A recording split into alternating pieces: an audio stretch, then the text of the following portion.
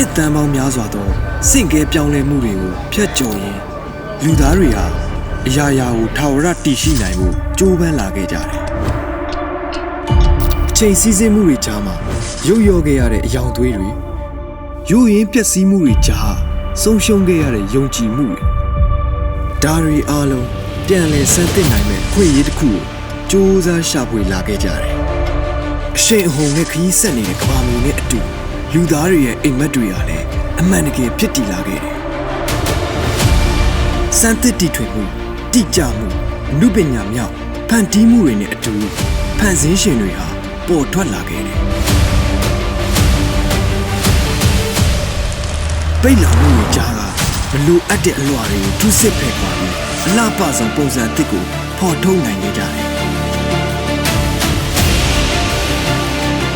အခုတော့ထာဝရနုပြိုခြင်းကဘာကြီးဟာစတင်လာပါပြီ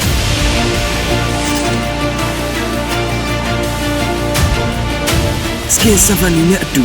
တောက်ပတဲ့ဘဝဖြတ်သန်းမှုပုံစံအသစ်တွေကိုအကောင့်ထဲပေါ်လိုက်ပါ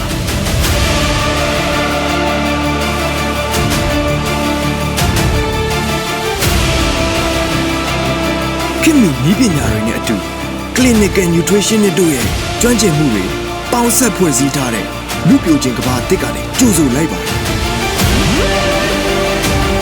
ကျမ်းမာတွေလျာလှပတဲ့ဘဝနေထိုင်မှုစီကိုအရောက်သွားဖို့ and bounce your transformation Skin Symphony